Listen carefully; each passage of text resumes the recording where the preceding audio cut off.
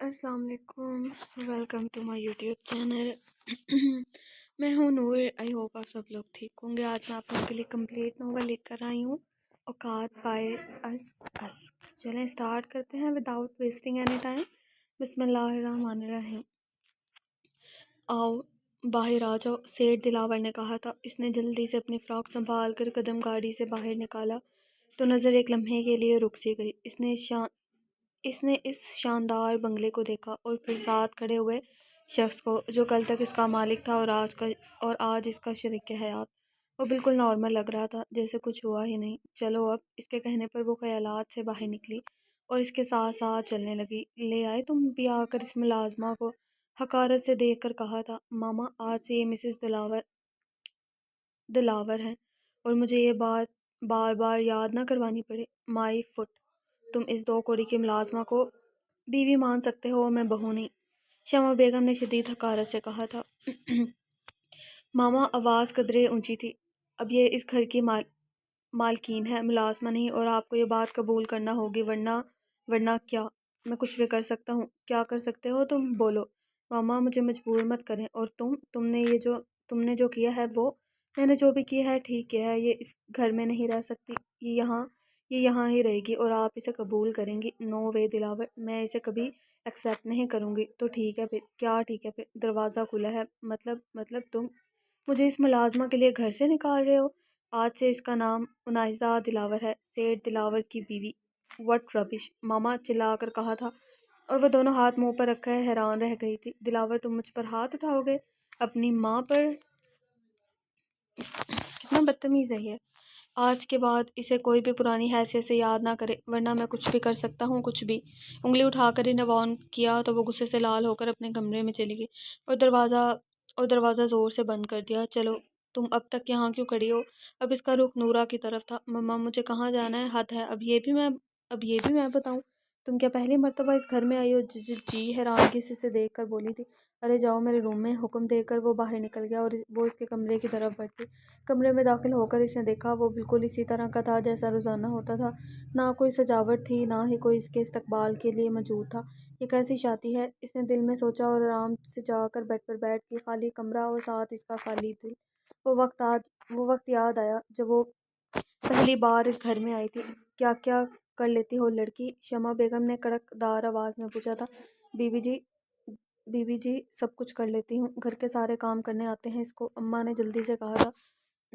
دیکھو ماسی کاکی، مجھے تیز کام کرنے والی چاہیے۔ جی بیوی جی، نورا بہت جلدی سے سارے کام نپٹا لیتی ہے۔ چلو، تمہاری بات مان لیتی ہوں ماسی کاکی۔ سنو لڑکی، مجھے سب کام اچھے سے کیے ہوئے چاہیے، اور اگر تم نے اس گھر کی کوئی بھی چیز چوری کرنے کی کوشش کی تو 1 منٹ میں پولیس کے حوالے کر دوں گی۔ میں چوری نہیں کرتی بیوی جی۔ میڈم، مجھے میڈم بولو گی تم؟ شمع بیگم نے شدید غصے سے کہا۔ جی میڈم۔ چلو اٹھو اور جا کر کچن صاف کرو، اور کوئی بھی برتن ٹوٹنا نہیں چاہیے، ورنہ پیسے تنخواہ سے کاٹوں گی۔ جی میڈم، کہہ کر وہ کچن میں چلی گئی تھی، اور اماں اس سے تنخواہ کا کہہ کر واپس جانے لگی تھی تو وہ ڈر کر ان کے پاس آئی تھی۔ اماں، مجھے ادھر اکیلے نہیں رہنا، تم مت جاؤ۔ ارے میری دی، اگر کام نہیں کریں گے تو کھائیں گے کدھر سے؟ اس آوارہ، اس منحوس کا نشہ کیسا پورا کریں گے؟ اماں نے ابے کی طرف اشارہ کیا تھا۔ چل میری بچی، جلدی سے اپنا کام ختم کر کے شام کو گھر آ جانا۔ اماں پیار کر کے واپس چلی گئی اور وہ روتی ہوئی پھر سے کچن میں آ کر برتن دھونے لگی۔ نورا۔ جی میڈم۔ زناٹے دار تھپڑ رسید کیا گیا تھا اسے، وہ دنگ رہ گئی تھی۔ آئندہ میری آواز سن کر سب کام چھوڑ کر حاضر ہو جانا، ورنہ اس سے برا حال کروں گی تمہارا۔ آنسو بہہ کر چہرہ بھگو گئے تھے، مگر وہ خاموش تھی، صرف اور صرف غریبی اور مجبوری کی وجہ سے۔ جاؤ اور میرے کپڑے پریس کرو، جا کے مجھے جانا ہے کہیں۔ تو وہ خاموشی سے اس کے کمرے کی طرف بڑھ گئی تھی۔ آنسو تواتر سے بہنے لگے تھے، اور دروازہ کھلنے کی آواز کے ساتھ ہی وہ ڈر کر فوراً سیدھا ہوئی۔ تم ابھی تک یہ 3rd کلاس تمبو پہن کر بیٹھی ہو؟ عجیب لہجہ تھا اس شخص کا، حقارت بھرا۔ جا کر شاور لو، اور وہاں تمہارے لیے نائٹ ڈریس پڑا ہے، وہ پہن کر آؤ۔ شیمپو سے بال دھونا اچھے سے، اور جو صابن رکھا ہے اس سے نہانا، اور تمبو کو اتار کر باہر پھینکو۔ تمبو؟ ساری زندگی میری ماں نے پیسے جوڑ کر اس کے لیے فراک بنوایا تھا، اس کی شادی کے لیے، اور اس شخص نے اسے تمبو کہہ رہا تھا۔ دل میں شدید چوٹ لگی تھی، مگر وہ بے بس تھی۔ وہ نہ تو کچھ کہہ سکتی تھی اور نہ ہی کچھ بول سکتی تھی، تو خاموشی سے اٹھی اور واش روم میں گھس گئی۔ پہلے تو دل کا بوجھ ہلکا کیا اور پھر شاور لے کر نائٹ ڈریس پہنا تو اسے خود سے بھی شرم آنے لگی۔ اتنا باریک اور چھوٹا لباس، اس نے تو آج تک ایسا لباس نہیں پہنا تھا۔ وہ وہیں دیوار کے ساتھ چپک کر بیٹھ گئی کیونکہ اس لباس میں وہ دلاور کے سامنے نہیں جا سکتی تھی۔ کافی دیر کے بعد دروازے پر دستک ہوئی۔ سو گئی ہو کیا؟ نہیں، اس نے اندر سے ہی آواز دی تھی۔ تو باہر کیوں نہیں آ رہی؟ کیا مسئلہ ہے؟ اس نے جلدی سے اپنی فراک کا دوپٹہ ارد گرد لپیٹ لیا۔ آنکھیں رونے کی وجہ سے لال ہو گئی تھی اور وہ بری طرح سے کانپ رہی تھی۔ باہر آؤ جلدی، اب غصے سے کہا تھا۔ وہ دروازہ کھول کر اس کے پیچھے چھپ گئی تھی۔ باہر نکلو جلدی۔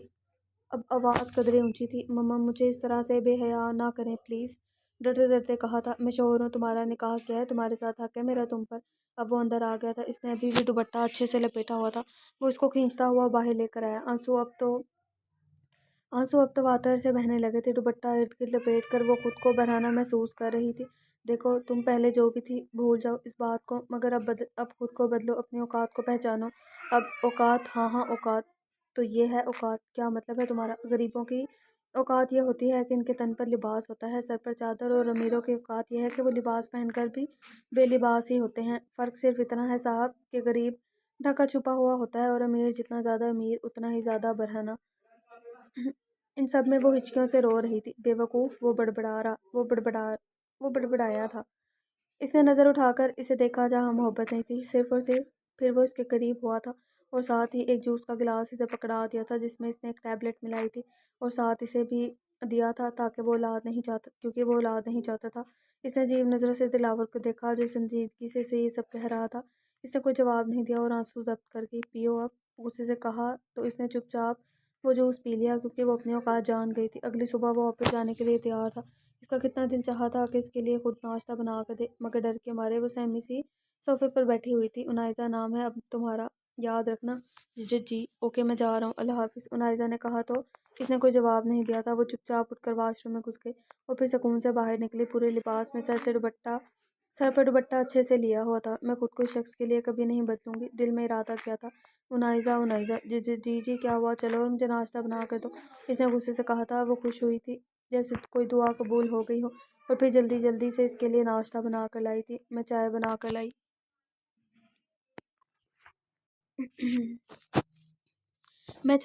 لائی۔ ابھی وہ مڑی ہی تھی کہ اس نے اسے پھر سے آواز دے ڈالی تھی۔ جی یہ ناشتہ کس نے بنایا؟ مما میں نے بنایا۔ کیوں اچھا نہیں ہے؟ میں دوسرا رکو، وہ غصے سے بولا۔ روزانہ میرا ناشتہ کون بناتا تھا؟ سچ سے بتانا۔ مما نہیں بناتی تھی؟ نہیں۔ تو اب تک وہ مجھ سے جھوٹ بول رہی تھی۔ وہ خاموش رہی تھی اور کچھ نہیں کہا۔ کل سے میرا ناشتہ، کھانا اور ڈنر تم ریڈی کرو گے، انڈرسٹینڈ؟ جی اوکے، دلاور صاحب بولا کرو۔ جی میرا مطلب ہے دلاور صاحب۔ گڈ کہہ کر وہ باہر نکل گیا تھا اور وہ اسے جاتا دیکھتی رہی تھی۔ انائزہ تیار ہو جاؤ، شام کو شاپنگ لے کر جانا ہے، فون پر دلاور نے کہا تو وہ بس یہی کہہ پائی تھی۔ گھر آتے ہی اس نے اس کے کپڑے تبدیل کرنے کا حکم دیا تھا۔ ان کو کیا ہے؟ دیکھو انائزہ، تم مجھے سختی کرنے پر مجبور مت کرو، مجھے تمہارے یوں بڑے بڑے تمبو پہننے نہیں پسند۔ تو نہیں پسند، بات ختم۔ مگر نو کومنٹ۔ اب لہجہ قدرے سخت تھا۔ چلو یہ والا ڈریس پہنو، ٹی شرٹ کے ساتھ ٹائٹس تھا، بلیک اور ریڈ۔ یہ پہن کر باہر جانے والا لباس نہیں ہے دلاور صاحب۔ اب وہ کافی سنجیدہ تھی۔ میرے ساتھ جانے کے قابل ہے، چلو جلدی کرو، حکم دیا گیا تھا۔ اس نے بدل ہو کر وہ پہن لیا تھا، مگر وہ اس میں خود کو بہت نامکمل محسوس کر رہی تھی اور گھبراہٹ میں اسے کچھ نہیں سوچ رہا تھا۔ پھر اچانک اسے نکڑ والی کوٹھی کی مالکن یاد آئی جس نے اسے ایک حجاب تحفے میں دیا تھا اور اس نے اسے سنبھال کر رکھ لیا تھا اور ابھی وہ اس کے بیگ میں تھا۔ جلدی سے نکال کر پہن لیا تو خود کو کافی حد تک بہتر محسوس کیا۔ دلاور نے ایک نظر اسے دیکھا مگر بولا کچھ نہیں۔ شاپنگ مال پہنچ کر وہ ہر چیز اپنی پسند کی خرید رہا تھا۔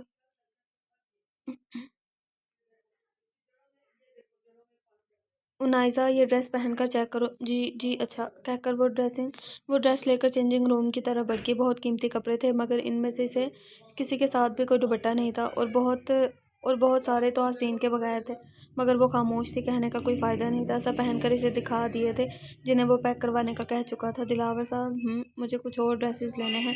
اس نے موبائل سے نظر اٹھا کر اسے دیکھا اور پھر لے لو کہہ کر دوبارہ موبائل فون پر بزی ہو گیا۔ وہ جلدی سے دوپٹے والے سوٹ نکال کر دیکھنے لگی۔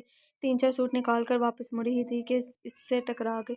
وہ کپڑے لینے میں اتنی مگن تھی کہ اسے احساس ہی نہیں ہوا۔ وہ اس کے بالکل پیچھے آ کر کھڑا ہو گیا۔ وہ مجھے نماز پڑھنے کے لیے پورے لباس کی ضرورت ہے تو اسی لیے ڈرتے ڈرتے وضاحت دی گئی تھی۔ اوکے لے لو۔ انداز کافی مختلف تھا۔ سچ؟ خوش ہو کر پوچھا تھا۔ ہاں۔ پھر اس نے 5 سوٹ لے لیے تھے۔ شاپ سے باہر نکل نکلے تھے کہ دلاور کا دوست مل گیا۔ ارے وحید تم؟ دلاور مائی بیسٹ فرینڈ۔ وہ دونوں خوش ہو کر بغل گیر ہوئے تو اس کی نظر منائزہ پر پڑی۔ یہ بھابی ہے؟ جی جی بالکل، دلاور نے کہا۔ ماشاء اللہ، تو پھر منہ دکھائی بنتی ہے۔ اور شادی پر کیوں نہیں بلایا؟ یار بس سب جلدی جلدی میں ہو گیا۔ چل کوئی بات نہیں بھابی، یہ لیں آپ کی منہ دکھائی۔ 5,000 کے 4 نوٹ تھے۔ کاش ہمیں بھی کوئی ایسے رینڈملی منہ دکھائی دیتا۔ انائزہ نے دلاور کی طرف دیکھا تو اس نے ہاں کا اشارہ کیا تو اس نے پکڑ لی اور شکریہ کہہ کر نظریں جھکا لی۔ بھابی بہت خوبصورت ہیں دلاور۔ اور ریئلی؟ دلاور خوش ہو کر بولا تھا۔ انائزہ نے نظر اٹھا کر دیکھا تو اس کی نظر دلاور کے پیچھے حجاب کی شاپ پر پڑی تو وہ ایکسکیوز می کہہ کر اس کی طرف بڑھ گئی۔ گاڑی میں بیٹھ کر دلاور نے کہا، یہ کیا بدتمیزی تھی انائزہ؟ یہ کیا؟ کون سی بدتمیزی؟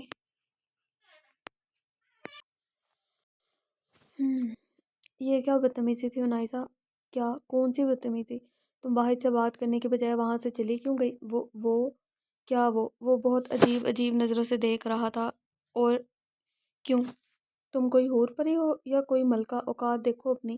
آئندہ اگر ایسا کیا تو بہت برا پیش آؤں گا، سمجھی؟ مگر وہ shut up, just shut up. وہ ہلکا سا چیخا تو انائزہ نے رخ باہر کی طرف موڑ دیا تھا۔ آنسو بہہ رہے تھے مگر وہ تو جیسے ہوش میں ہی نہیں تھی۔ گھر پہنچ کر وہ سیدھا کمرے میں چلا گیا جبکہ اس کا ٹاکرا شمع بیگم اور کنزا سے ہوا تھا۔ تم یہاں کیا کر رہی ہو؟ اور یہ اس وقت تم کہاں سے آ رہی ہو؟ چھوٹی بی بی سامان کدھر رکھوں؟ شمس بابا سامان گاڑی سے نکال کر اسے پوچھ رہے تھے۔ او تو اب یہ 2 کوڑی کی ملازمت شاپنگ مال سے شاپنگ کرے گی؟ کنزا نے کہا تھا۔ اس کی اتنی اوقات کہاں؟ یہ تو اس بے وقوف کی مہربانی ہے جسے اس گوار میں پتہ نہیں کیا نظر آ گیا۔ وہ خاموشی سے سب سن رہی تھی مگر اس نے دلاور کے کمرے سے باہر نکلنے کی دعا ضرور کی تھی جو قبول بھی ہو گئی تھی۔ ملازمت ہے اور ملازمہ ہی رہو گی تم۔ اپنی اوقات مت بھولنا کبھی بھی، سمجھی؟ اور تم بھی یہ بات اچھے سے یاد رکھنا کہ اب یہ انائزہ دلاور ہے، تمہاری بھابی اور اس گھر کی مالک۔ کنزا کو دونوں بازوں سے زور سے جکڑ کر وہ بولا تھا۔ چھوڑیں بھائی مجھے، کنزا نے ڈر کر کہا تھا۔ آئندہ اگر تم نے اس طرح انائزہ سے بات کی تو بہت برا پیش آؤں گا۔ چلو تم۔ وہ اس کا ہاتھ پکڑ کر کھینچتا ہوا اسے اندر لے کر گیا جبکہ وہ دونوں بس غصے سے اسے دیکھتی رہ گئی تھی۔ وہ اب بھی اس کے سامنے بیٹھی تھی اور اس کی منتظر تھی۔ دلاور صاحب، کیا میں چینج کر لوں؟ آخر ہمت کر کے پوچھا تھا۔ کیوں؟ کیا تکلیف ہے اس ڈریس میں؟ اس نے غصے سے لال ہو کر کہا تھا۔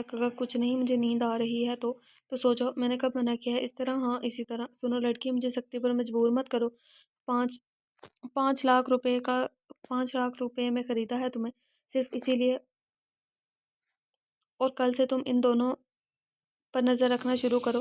بہت ہو گیا اب یہ ڈرامہ۔ جی جی اچھا کہہ کر وہ خاموشی سے لیٹ گئی اور آنکھیں بند کر لی جبکہ آنسو تواتر سے بہنے لگے تھے۔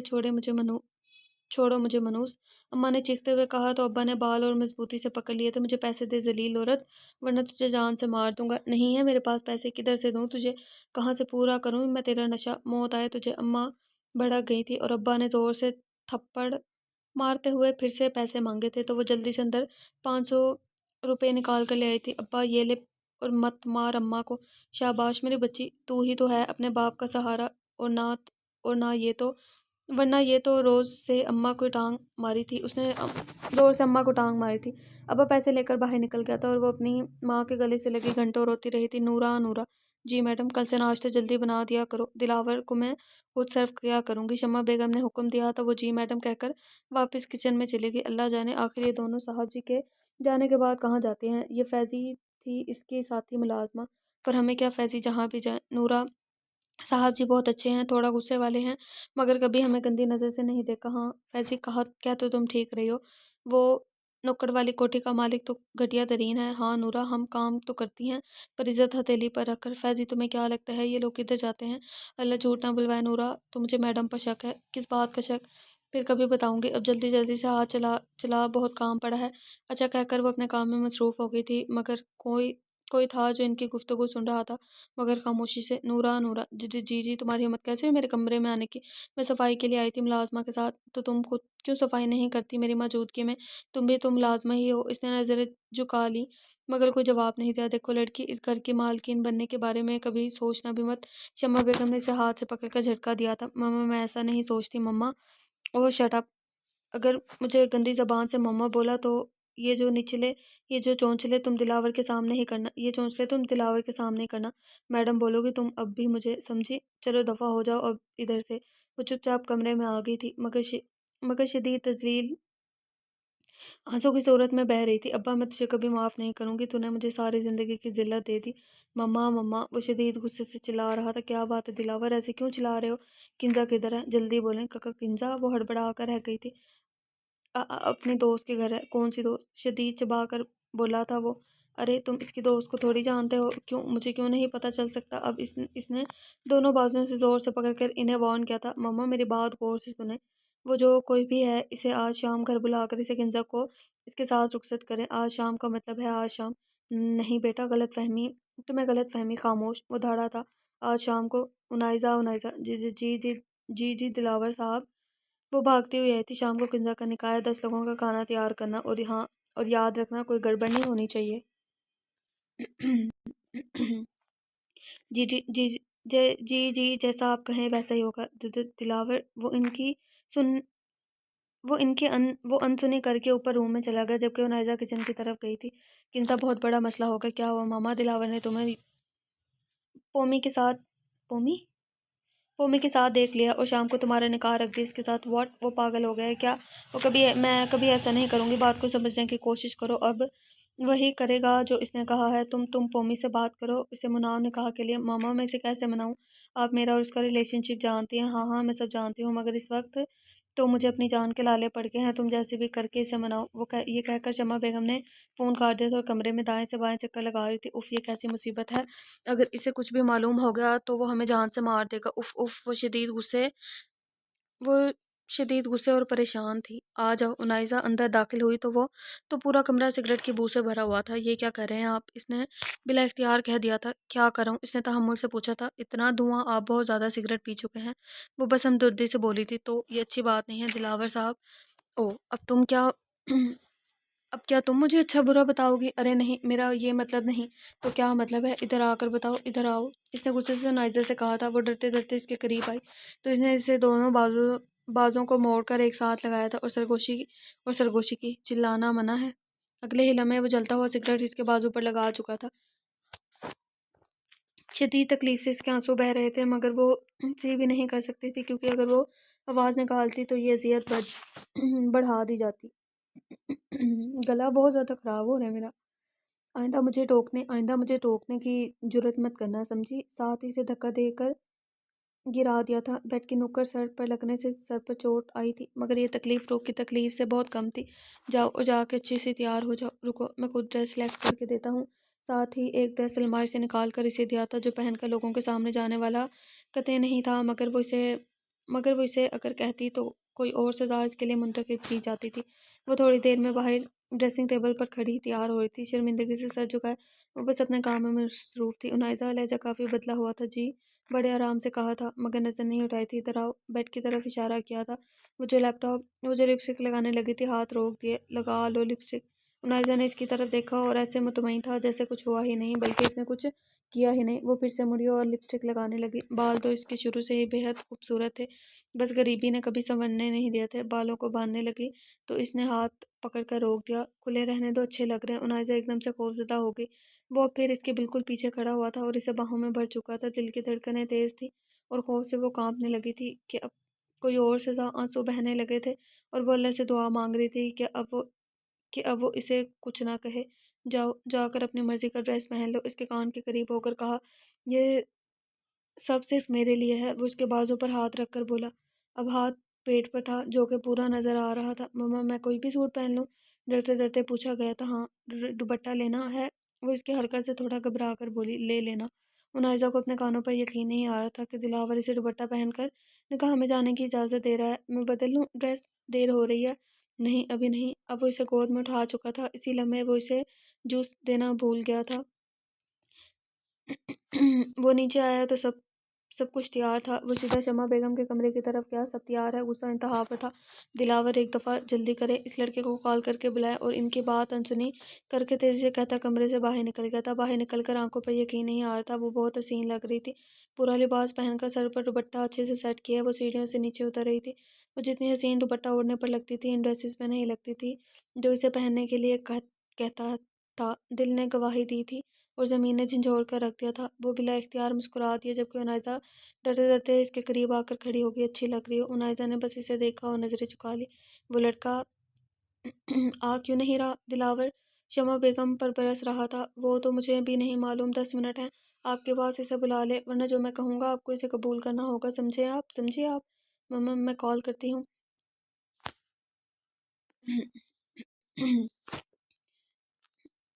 करें और जल्दी करें, वो गुस्से से कहता बाहर हॉल में मेहमानों के पास चला गया। मुनाइज़ा चुपचाप डरी डरी सी एक तरफ बैठी हुई थी, जबकि वो इसे देखकर मुस्कुरा दिया और इसके करीब आकर बैठ गया। इस तरह क्यों बैठी हो? जी जी जी, कुछ गलत है? वो शदीद डरी हुई थी। जाओ, जाकर मेहमानों को कोल्ड ड्रिंक सर्व करो और इनके साथ बातचीत करो। वो अच्छा कहकर किचन की तरफ बढ़ गई, जबकि वो इसे जाता देख रहा था। नहीं आया वो? नहीं, मगर क्यों? आशिक है ना वो इसका। फिर वो आया क्यों नहीं? मुझे क्या पता। Shut up, just shut up, आपको सब मालूम है। और अब मैं जो कहूँगा और आप दोनों को मानना होगा, और कोई गड़बड़ की तो इसका अंजाम बहुत बुरा होगा। जाओ, इसे अंदर लेकर आओ। शमा एक बंदे को अंदर लेकर शम्स एक बंदे को अंदर लेकर आया तो शमा बेगम की चीख निकलते निकलते रुकी। आओ बहादुर, बैठो इधर। इसने किंजा के साथ बैठने का इशारा किया। किंजा ने इसे देखते ही बोलने की कोशिश की, मगर पिस्टल इसके सर पर थी और इसके बाद वो खामोश हो गई थी। एक बंदा शमा बेगम के सर पर पिस्तल तान कर खड़ा था। उनाइज़ा के लिए ये सब कुछ नया था, मगर बाकी लोग वहाँ मौजूद थे, वो इन सब से वाकिफ़ थे। उनाइज़ा 5 साल से इस घर में काम कर रही थी, मगर दिलावर का ये रूप आज पहली मर्तबा देख रही थी। मगर वो खामोश थी, क्योंकि वो जानती थी कि अगर वो कुछ बोली तो सख्त सज़ा दी जाएगी और वो कुछ नहीं कर सकेगी। निकाह कबूल है? बोलो कबूल है, दिलावर ने कहा। शमा बेगम ने भी कहा, बोलो कबूल है। किंजा ने नज़र उठाकर इसे देखा और फिर गुस्से से बोली, मुझे ये निकाह नहीं कबूल। साथ ही एक थप्पड़ रसीद किया गया था और किंजा ने सोफे पर जाकर गिरी थी। बोलो कबूल है। देखिए, आप ज़बरदस्ती ये निकाह नहीं करवा सकते। खामोश मौलाना साहब, जो कहा है वो करें, निकाह शुरू करें। मगर कहा ना, अगर मगर कुछ नहीं तो नहीं, बस निकाह। साथ ही एक आदमी मौलवी साहब के सर पे जाकर खड़ा हो गया, जिसके हाथ में पिस्टल थी। निकाह कबूल है? दोबारा पूछा तो किंजा ने हाँ कहा। कबूल है, कबूल है, कबूल है, और उठकर खड़ी हो गई। फिर कुछ देर के बाद वो एक छोटे से घर के एक कमरे में मौजूद थी, जहाँ इसका दम घुट रहा था, मगर अब इसे इस हाल में हमेशा रहना चाहिए था। वो खुशी से रहे या दुखी होकर। उनाजा, चाय ला दो, आम सा लहजा था। जी अभी, कहकर वो मुड़ी ही थी कि इसने दोबारा इसे बुलाया। अब तुम्हें बहुत मोहतात रहने की ज़रूरत है और हर वक्त इस पर नज़र रखनी है। किंजा वापस नहीं आएगी तो तुम बेफिक्री से सब कर सकती हो। जी अच्छा दिलावर साहब, मैं जल्दी आपको बताऊंगी। डरा डरा सा अंदाज था। वो वहाँ ट्यूब रखी है, लगा लेना, जलन कम हो जाएगी, लापरवाही से कहा था। अब तो ये जलन सारी ज़िंदगी ठीक नहीं होगी। ट्यूब की ज़रूरत नहीं है, शुक्रिया। ये कहकर वो रुकी नहीं थी, जल्दी से कमरे से बाहर निकल गई और किचन आते आते चेहरा भीग चुका था, क्योंकि जो बेटियां बाप अपने नशे पूरे करने के लिए भेज दें, वो इस तरह ज़िंदगी गुजारने पर मजबूर हो जाती हैं। और बड़े अमीर लोग जो दिल के बहुत छोटे होते हैं, वो ये नहीं समझते कि वो भी इंसान है। इनके सीने में भी दिल है, जज्बात हैं। गरीब हैं तो क्या हुआ, वो इंसान तो है ना। किंजा की शादी के 1 हफ्ते के बाद वो सुबह नाश्ते से फारिग हुआ और उठ खड़ा हुआ। जब से किंजा से शादी हुई थी, वो शमा बेगम को कम से कम बुलाता था।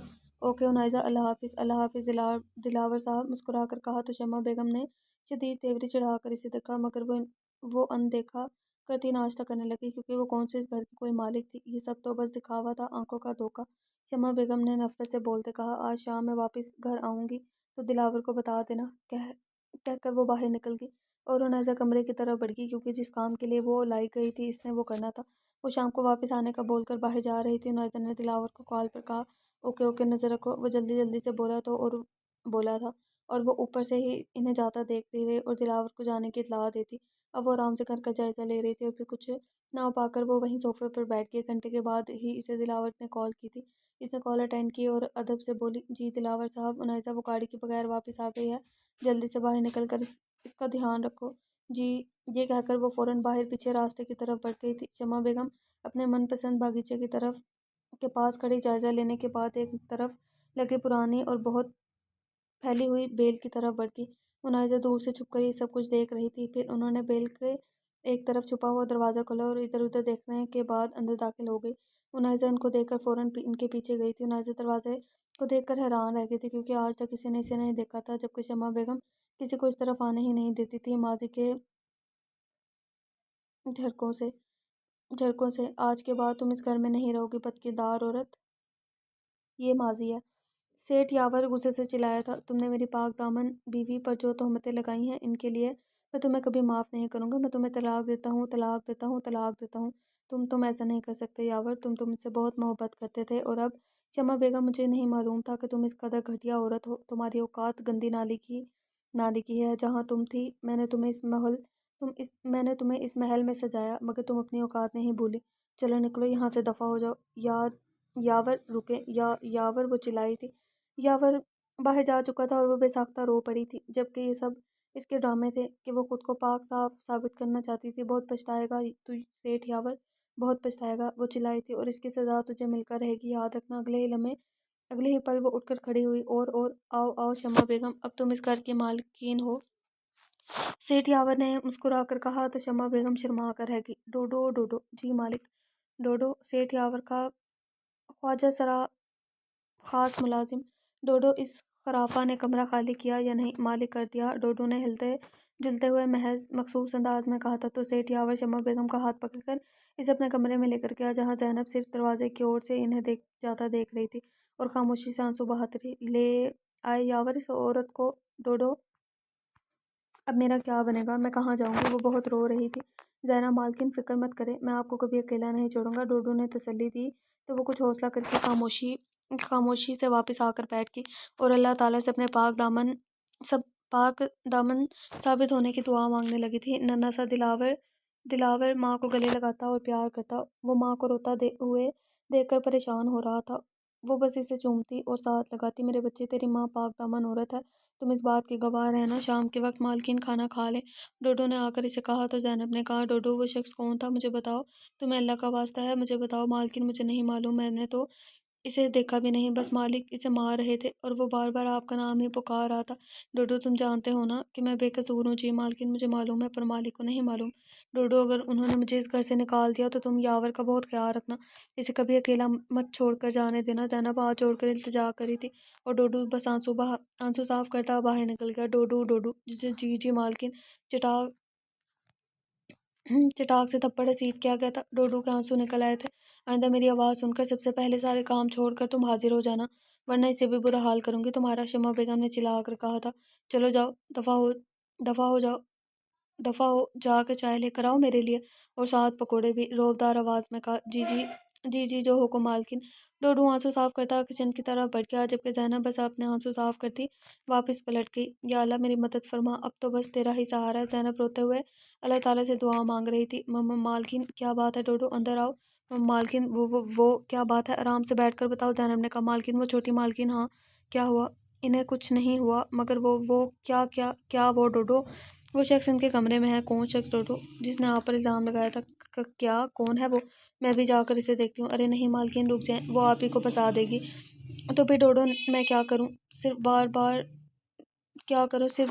کردار نہیں سن سکتی، میں بتاتی ہوں جا کے اسے۔ ارے مالکن، رک جائیں، وہ بہت شاطر عورت ہے، آپ اسے نہیں جی سکتی۔ تو کیا کروں ڈوڈو؟ وہ بری طرح رو رہی تھی۔ مالکن، میں خود مالک کو کسی طریقے سے یہ سب دکھاؤں گا، پر کیسے ڈوڈو؟ وہ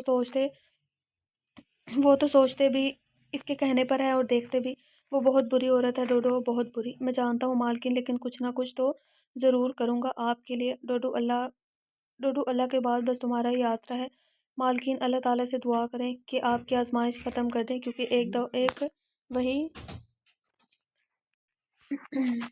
مالکین، اللہ تعالیٰ سے دعا کریں کہ وہ آپ کی آزمائش ختم کر دیں، کیونکہ ایک وہی پاک ذات ہی تو ہے جو بے آسروں کو آسرا دیتا ہے جب یہ دنیا انہیں بالکل تنہا اور اکیلا چھوڑ دیتی ہے۔ ڈوڈو زاروں قطار رو رہا تھا اس وقت کو یاد کر کے جب اس کی سگی ماں اور باپ نے اسے خواجہ سرا کہہ کر گھر سے نکال دیا تھا، اور پھر سیٹھ یاور نے اسے سہارا دیا تھا، اور زینب نے اسے کبھی برا بھلا نہیں کہا تھا، مگر شمع بیگم نے تو مجھے 2 دن میں 3 مرتبہ تھپڑ مار لیے ہیں مالکن۔ ڈوڈو حوصلے سے کام لو، اللہ تعالیٰ ہماری مدد ضرور کریں گے انشاءاللہ مالکن۔ میں مالک کو فون کر کے بلاتا ہوں۔ ہاں ہاں جاؤ جلدی۔ ڈوڈو فوراً باہر نکل گیا، مگر تب تک وہ شخص جا چکا تھا۔ وہ دونوں چاہ کر بھی شمع بیگم کا کچھ نہیں بگاڑ پائے تھے، اور وہ بہت شاطر عورت تھی، اور ان کے ساتھ بہت لمبے تھے، اور اس کے ہاتھ بہت لمبے تھے۔ وقت گزرنے لگا تھا، شمع بیگم کی گود ہری ہو گئی تھی، اور وہ امید سے تھی۔ یاور شمع بیگم کی محبت میں پاگل تھا، اور زینب اب بھی بدکردار کا دھبا صاف نہیں کر پائی تھی۔ دلاور کچھ بڑا ہو گیا تھا، اور اب وہ سمجھتا تھا کہ اس کا باپ اس کی ماں کو کیا کہتا ہے۔ یاور پورے کا پورا شمع بیگم کے ہاتھ میں تھا، اور زینب کی حیثیت ایک ملازمت سے زیادہ نہیں تھی۔ ڈوڈو شمع کے آگے سب سے بڑی دیوار تھا، کیونکہ وہ یاور کے بہت قریب تھا، اسی لیے وہ کسی چال کے انتظار میں تھی۔ اور پھر اس نے اپنا سونے کا سیٹ ڈوڈو کے کمرے میں رکھ کر اس پر چوری کا الزام لگا دیا۔ چال کام آ گئی، اور ڈوڈو کو شمع بیگم نے نکال دیا چوری کا الزام لگا کر۔ اس کو یاور نے بہت مارا اور گھر سے نکال دیا، اور اب زینب اکیلی رہ گئی تھی شمع بیگم کے ظلم سہنے کے لیے۔ شمع بیگم اسے سارے گھر کا کام کرواتی اور ساتھ بدکردار کے طعنے بھی دیتی۔ زینب سب جاننے کے باوجود خاموش رہتی۔ آج موسم صبح سے ہی بہت سہانا تھا، اور اب تو ہلکی ہلکی بارش بھی شروع ہو گئی تھی۔ سیٹھ یاور 15 دن کے لیے دبئی گیا تھا، اور زینب اپنے کمرے میں تھی۔ جب اسے کسی کے بولنے کی آواز سنائی دی، اس نے دروازے کو آرام سے کھول کر دیکھا تو شمع بیگم ایک آدمی کے ساتھ کمرے کی طرف بڑھ رہی تھی۔ اندر جاتے ہی اس نے دروازے کو بند کر دیا۔ آج زینب نے رو کر اپنے اللہ تعالیٰ سے دعا مانگی کہ آج وہ اس بدکردار عورت کو رنگے ہاتھوں پکڑ دے اور اس کی آزمائش ختم کر دے۔ اللہ رب العزت نے آج زینب کی مدد کی، اور اس کی دعا قبول ہوئی۔ ابھی کچھ منٹ ہی گزرے تھے اس نے جائے نماز سے اٹھے کہ سیٹھ یاور دبے پاؤں اندر داخل ہوا۔ زینب کی نظر ڈوڈو پر پڑی تو وہ آنسو صاف کر کے اس کی نظر سے شکریہ کہہ کر مسکرا دی۔ اس نے بھی سر کو ہلا کر حوصلہ دیا تھا۔ شمع بیگم دروازہ کھولو۔ جیسے سیٹھ یاور آ گئے، شمع بیگم کی چیخ نکلی تھی، اب کیا ہوگا؟ وہ تو مجھے جان سے مار دیں گے۔ وہ بخلاہٹ سے بیڈ سے اٹھ کھڑی ہوئی تھی۔ وہ برہنہ حالت میں کبھی ادھر بھاگتی تو کبھی ادھر۔ اوہ، میں کیا کروں؟ وہ ہاتھوں کو ماتھے پر رکھ کر بولی، تم چھپ جاؤ۔ ہاں چھپ جاؤ، اور پکڑو اپنے کپڑے اور پہنو ان کو جلدی۔ دروازہ توڑ دو ڈوڈو، یاور نے حکم دیا تھا۔ یاور میں آ رہی ہوں، اس نے جلدی سے کپڑے پہنتے ہوئے کہا، لیکن اس کے آنے سے پہلے ہی ڈوڈو نے دھکا دے کر دروازہ کھول دیا۔ اور پھر تم چور یہاں کیا کرو؟ شمع بیگم چلائی۔ ڈوڈو کو دیکھ کر، چھوڑو اس کو شمع بیگم، یہ بتاؤ تم اتنی دیر سے کیا کر رہی تھی؟ یاور نے شکی لہجے میں کہا، وہ کچھ بھی نہیں، بس واش روم میں تھی۔ اور تم اتنی جلدی واپس آ گئے؟ اس نے دونوں بازو اس کے گلے میں ڈالتے ہوئے کہا، ذرا دور رہ کر بات کرو۔ یاور نے بیزاری سے کہا، کیوں میری جان؟ اس نے لب یاور کے لبوں پر رکھے ہوئے تھے۔ یقیناً وہ یاور کا دھیان بھٹکانا چاہتی تھی۔ یاور اس کو پرے بیلتے ہوئے کہا، نہ دور رہو ڈوڈو، کمرے کی تلاشی لو، جو حکم مالک۔ ڈوڈو نے ایک فتح نظر شمع بیگم پر ڈالی اور آنکھوں ہی آنکھوں میں کہا، آج بچ کے دکھاؤ گھٹیا عورت۔ تھوڑی ہی دیر میں وہ یاور کے سامنے تھا۔ یاور غصے سے لال پیلا ہو گیا تھا، اور مار کر اس کو شدید زخمی کر دیا تھا۔ شمع بیگم کو بھی بہت مارا تھا، اور وہ تو جان سے مار دیتا اگر ڈوڈو نہ روکتا تو۔ نکلو یہاں سے، نکلو۔ شمع بیگم نے باہر نکل کر کسی کو فون کیا، اور پھر اگلے 10 منٹ بعد وہاں بدمعاش لڑکوں کا ایک پورا ٹولہ پہنچ گیا تھا۔ سیٹھ یاور، جو کہ زینب کے کمرے میں گیا تھا اور اس سے معافی مانگ رہا تھا، اس کو اور زینب کو زبردستی پکڑ کر انہیں خفیہ تہہ خانے میں بند کر دیا اور ڈوڈو کو قتل کر دیا۔ شمع بیگم ایک دفعہ پھر سے فاتح قرار پائی تھی۔ دلاور کے آنے سے پہلے قیامت آ کر چلی گئی، مگر اسے کچھ پتہ نہیں چل سکا۔ دلاور اکیلا رہ گیا تھا۔ شمع بیگم نے اسے زینب کو اس کے عاشق کے ساتھ فرار ہو جانے کا بتایا، اور 4 دن کے بعد اس کے باپ کا جہاز کریش۔ وہ جانتا تھا اس کی ماں ایسی نہیں ہے، مگر وہ اس وقت کمزور تھا اور کچھ نہیں کر سکتا تھا۔ دلاور نے بہت کوشش کی، مگر اسے کوئی سراغ نہیں ملا۔ وہ شمع بیگم کو مار دیتا، مگر وہ صرف اپنی ماں کے سراغ کے لیے اسے زندہ چھوڑنے پر مجبور تھا، کیونکہ اس کے وفادار ملازم نے اسے بتایا تھا کہ اس دن کیا ہوا تھا۔ وہ چھپ کر دیکھ رہا تھا، لیکن اسے یہ معلوم نہیں ہو سکا کہ اس نے ڈوڈو کو قتل کروا کر اس کی لاش کے ساتھ کیا کیا، اور زینب اور یاور کہاں ہیں۔ لیکن وہ زندہ تھے، یہ بات وہ کہہ سکتا تھا۔ باقی ان کا سراغ دلاور نے لگانا تھا، اور وہ یہ سب بتا کے ہمیشہ ہمیشہ کے لیے نوکری چھوڑ کر چلے گئے، اور اب دلاور پورا شمع بیگم کے رحم و کرم پر تھا۔ اب تو شمع بیگم آزاد ہو چکی تھی۔ پھر ان کے ہاں کنزا پیدا ہوئی، مگر وہ بھی اس کے قدم نہ روک سکی، بلکہ شمع بیگم نے اسے بھی اسی راہ پر لگا دیا۔ وقت گزرتا گیا، شمع بیگم صبح جاتی اور رات کو واپس آتی۔ دلاور سمجھ چکا تھا کہ وہ کیسی عورت ہے، اسی لیے اس نے عقل مندی سے کام لیا، اور پھر دلاور نے اس کا سارا کاروبار اپنے ہاتھ میں لے لیا۔ شمع اور کنزا کو محدود کر دیا، مگر شمع بیگم کے ہاتھ بہت لمبے تھے۔ اسے اب بھی اپنی ماں کا کوئی سراغ نہیں ملا تھا۔ نائزہ 5 سال سے اس گھر میں ملازمہ تھی اور اکثر دلاور نے اس کی اور فیضی کی باتیں چھپ کر سنی تھی۔ وہ نائزہ خوبصورت تھی اور اس کے حساب کی بھی تھی، اسی لیے تو اس کو یہی ٹھیک لگا، اور اس کا باپ نشئی اور لالچی انسان تھا، اسی لیے اس نے 5 لاکھ میں اپنی بیٹی اس کو بیچ دی اور اس کا نکاح دلاور سے کروا دیا۔ شمع بیگم کی حرکتیں دیکھ کر وہ ہر عورت کو برا سمجھتا تھا، پھر وہ بھی آ کر نائزہ کو لے آیا تھا، مگر اس کے ساتھ اس کا رویہ بہت برا تھا۔ وہ اسے استعمال کرتا اور پھر اس کا مذاق اڑایا کرتا تھا، کیونکہ وہ نائزہ کو بھی شمع بیگم جیسی بری عورت سمجھتا تھا۔ وہ اس کے نکاح میں تھی، مگر اس کے لیے صرف ایک مہرہ تھی۔ اسے نائزہ سے اولاد نہیں چاہیے تھی، کیونکہ جیسے ہی اسے کوئی سراغ ملتا وہ اسے واپس وہیں چھوڑ آنا چاہتا تھا جہاں سے اسے وہ خرید کر لایا تھا۔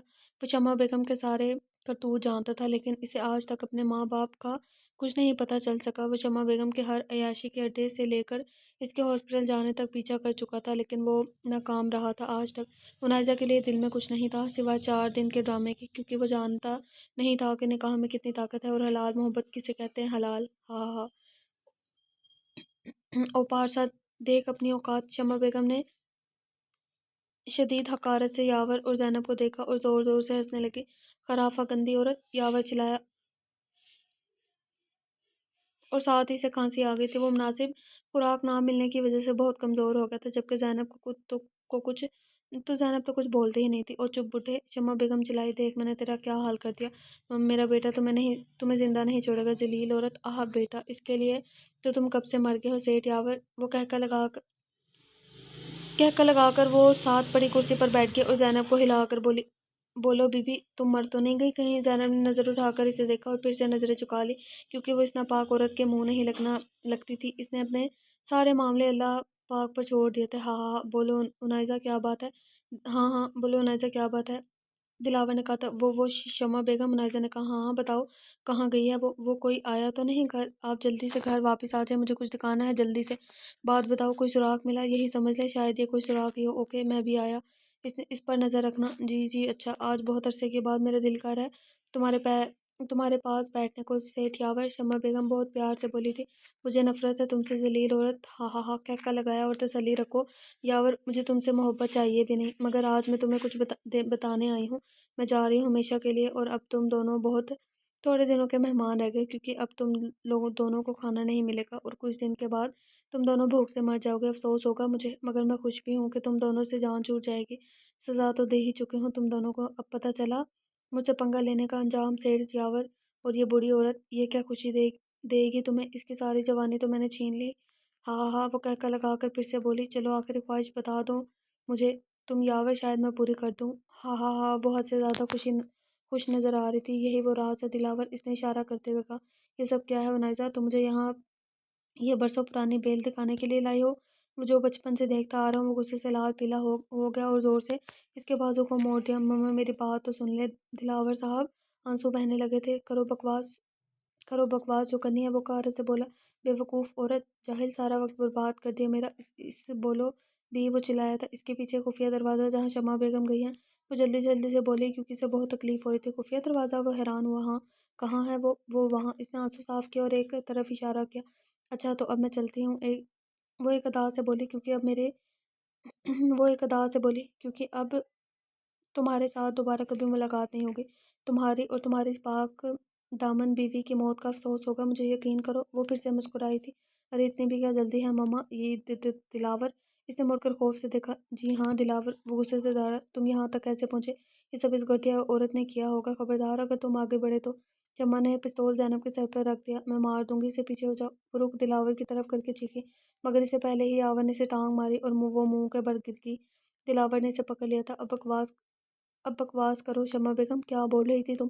میں تمہیں زندہ نہیں چھوڑوں گا، زندہ جلانے کے قابل ہو تم، اور میں تمہیں سنسار کروں گا، کیونکہ یہی سزا ہے تمہاری شادی شدہ زانی عورت کی، ہے نا؟ منازع نے جلدی سے زینب اور یاور کو کھولا۔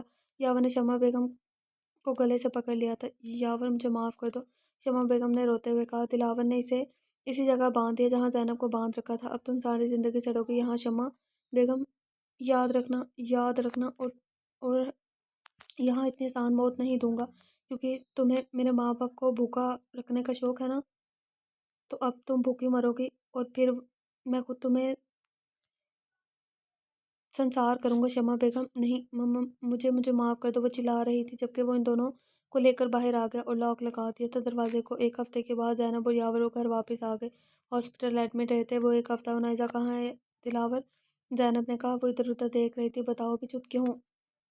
یاور بولے ماما وہ نہیں ہے۔ کافی دیر کے بعد دلاور بولا تھا کہاں ہے؟ اگر یہاں نہیں ہے تو ماما وہ چلے گئے کہاں؟ مجھے نہیں معلوم کب گئی وہ۔ اسی دن جب آپ مجھے ملے۔ مجھے ساری بات بتاؤ دلاور۔ دلاور نے ساری بات ماں کو بتا دی اور وہ سر جھکا لیا۔ کیا تم اس طرح کے کب کیا تم اس طرح کے کب سے ہو گئے؟ میرا بیٹا ایسا نہیں ہو سکتا۔ وہ رونے لگی تھی۔ ماما پلیز رونا بند کر دے۔ دور ہو جاؤ، دور ہو جاؤ مجھ سے۔ میرا بیٹا اتنا برا نہیں ہو سکتا۔ وہ یہ کہہ کر کہ وہ کسی معصوم کو استعمال کرے اور پھر گھر سے نکال دے۔ ابھی چلو اس کے پاس لینے چلے۔ وہ غصے سے بولی مگر ماما اگر مگر کچھ بھی نہیں، چلو تو چلو۔ اچھا آپ رکے، میں واپس لے کر آتا ہوں۔ وہ ان کے سامنے خاموش ہو گئے۔ ایک ہفتے پہلے منازع نے یاور اور زینب کو کھولا تو چپکے سے باہر نکل آئی، کیونکہ وہ جانتے تھے اس کا کام ختم ہوا اور وہ نہیں چاہتے تھے کہ یاور اسے دھکے دے کر باہر نکالے، تو وہ چپ چاپ وہاں سے چلے گئے۔ گڈی، نورا، ارے نورا تو آجا اندر آجا۔ نورا تو واپس کیوں آ گئی؟ میں نے تو سنا ہے کہ تو بہت بڑی میڈم بن گئی ہے، مگر تم یہاں؟ گڈی ہماری اوقات صرف اتنی ہے کہ کوئی ہمیں خرید کر اپنا مقصد پورا کرے اور پھر بے اوقات کر کے واپس چھوڑ جائے۔ نورا کیا مطلب ہے تیرا؟ وہ سیٹھ دلاور تو بڑا چنگا آدمی ہے۔ ہاں ہوگا، پر ہم جیسوں کے لیے نہیں۔ کیا مطلب؟ مجھے بتا کیا ہوا ہے تجھے؟ تو اتنی تھکی اور بیمار کیوں لگ رہی ہے؟ بس قسمت نے تکا دیا گڈی مجھے۔ وہ رونے لگی تھی۔ پہلے ہی رات اس نے مجھے بتا دیا کہ وہ مجھے صرف اپنا کام ختم ہو جانے تک اپنے نکاح میں رکھے گا۔ میں کچھ بول نہیں پائی کیونکہ وہ میرا خریدار تھا گڈی۔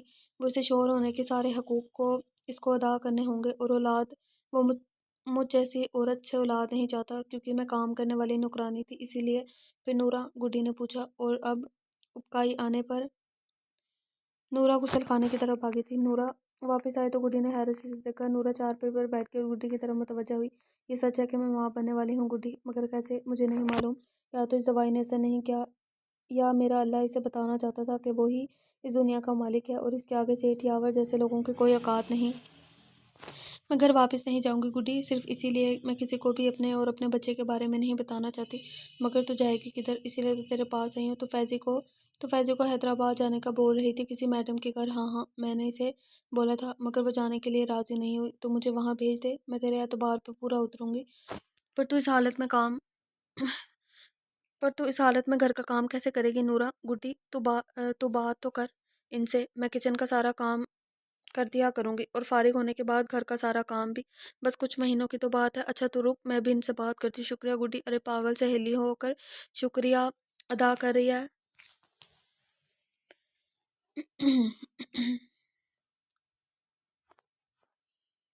دلاور جی ماما، میں نے تمہیں کچھ کہا تھا، تم میری بات کیوں نہیں سنتے؟ ماما میں چلا جاؤں گا کچھ دنوں تک۔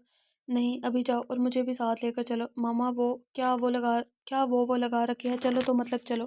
ماما اصل میں وہ کیا بات ہے بولو۔ ماما وہ عنائزہ اصل میں اس گھر کی ملازمہ تھی اور وہ گندے سے محلے میں رہتی تھی، تو آپ وہاں کیسے؟ شرم کرو دلاور، گندے محلے میں بھی اللہ تعالیٰ کے بنے ہوئے لوگ ہی رہتے ہیں۔ چلو اس کو بھی ابھی لینے جانا ہے۔ ماما میں نے اس کے ساتھ اچھا سلوک نہیں کیا، اس کا سامنا نہیں کرنا چاہتا۔ آپ میری بات کو سمجھنے کی کوشش کریں پلیز۔ دلاور اگر تو تمہارا ضمیر زندہ ہو گیا ہے تو جو ظلم تم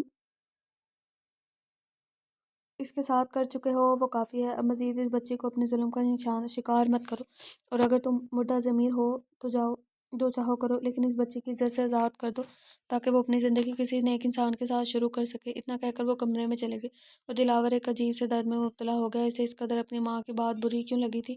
وہ عنائزہ کو آزاد ہرگز نہیں کر سکتا تھا۔ ہاں کیوں میں نے اسے 5 لاکھ روپے میں خریدا ہے؟ ہاں یہی وجہ ہے، اور تو کوئی وجہ نہیں ہے۔ لیکن مجھے اتنا غصہ کیوں آ رہا ہے؟ وہ کسی اور کے ساتھ کیسے؟ نہیں یہ ممکن نہیں ہے، وہ کسی اور کے ساتھ کیسے رہ سکتی ہے؟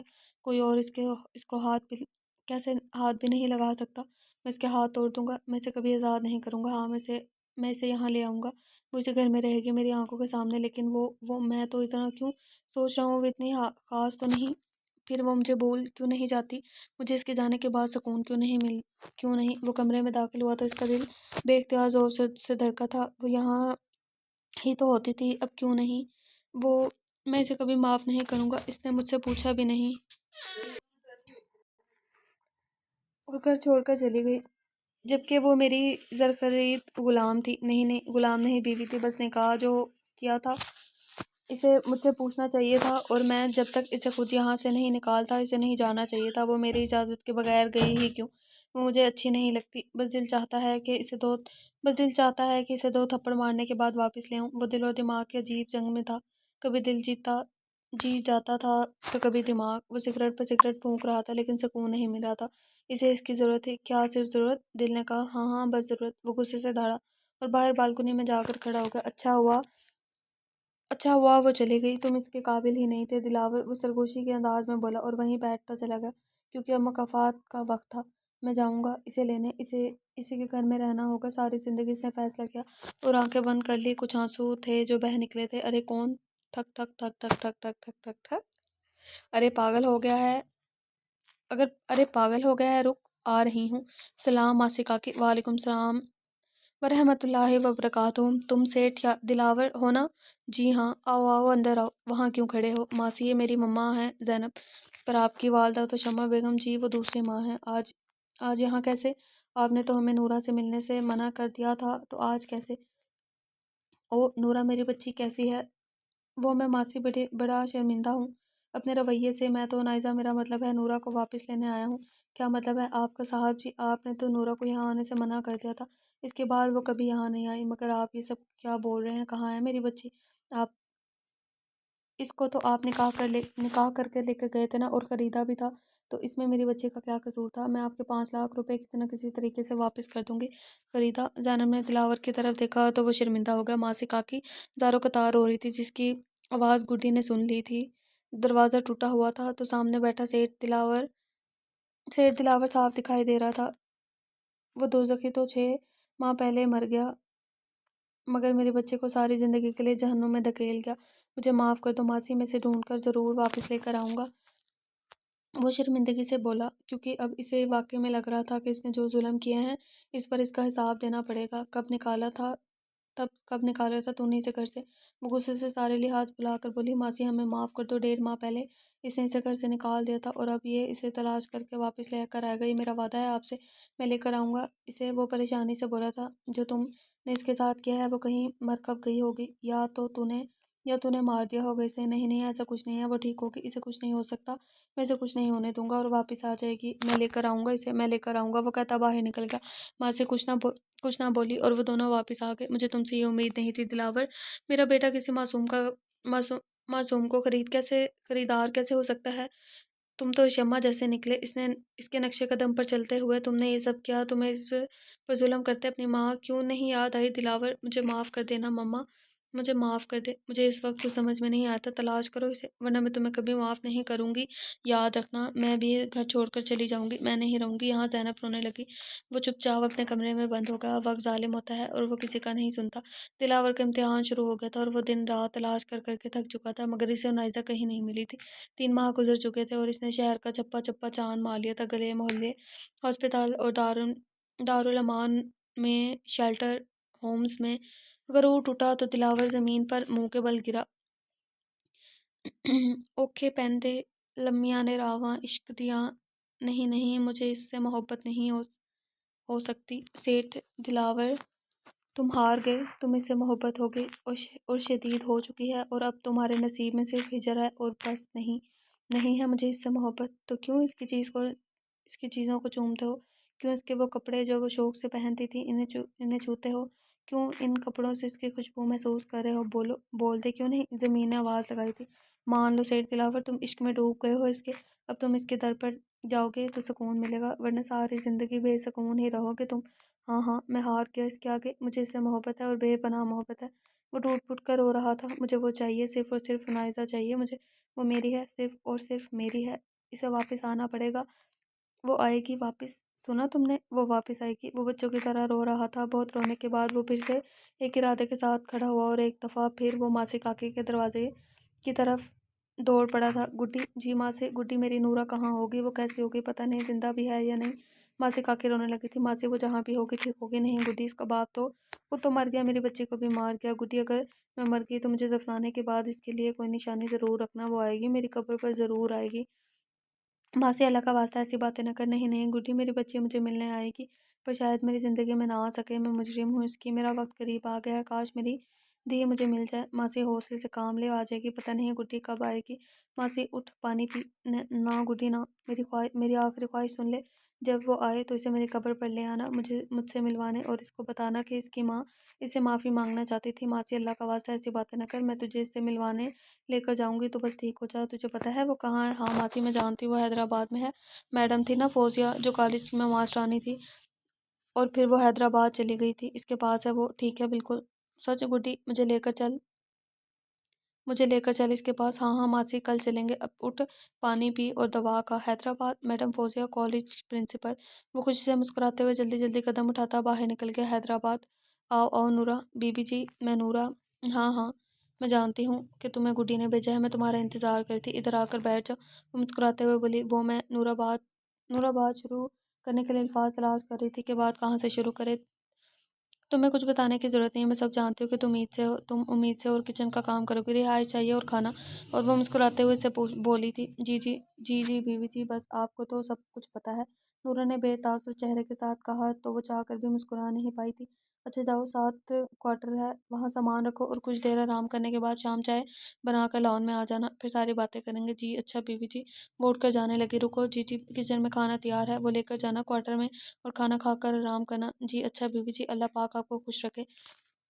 کچھ آنسو گرے ضرور تھے، مگر دل پر وہ خود کو سمیٹنا جان گئی تھی۔ آہا سیر دلاور، تم نے مجھے مالکن بنا کر پھر سے ملازمہ بنا دیا، واہ رہی قسمت، یا ہائے میری یہ اوقات۔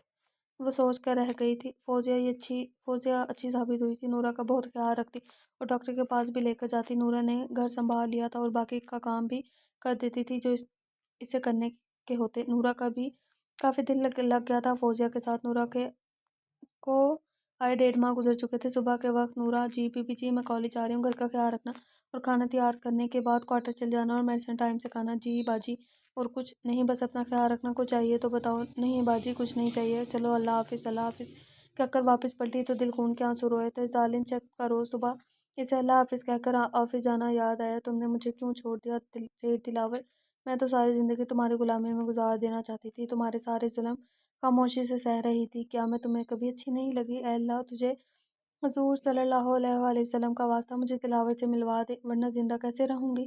وہ میرا تھا، اسے مجھے واپس لوٹا دے۔ میرے بچے کو بن باپ کی مت رکھنا، کوئی راہ نکال دے مولا۔ پھر وہ چکرا کر صوفے پر بیٹھ گئی اور دل کا بوجھ ہلکا کر دیا۔ وہ ہچکیوں سے روئی جب تک دل کو صبر نہیں آ گیا۔ آخر دل کو صبر آ ہی گیا اور وہ اٹھ کر گھر کے کام کاج میں لگ گئی۔ میں تمہیں کبھی اپنی شکل نہیں دکھاؤں گی سیر دلاور، کبھی نہیں۔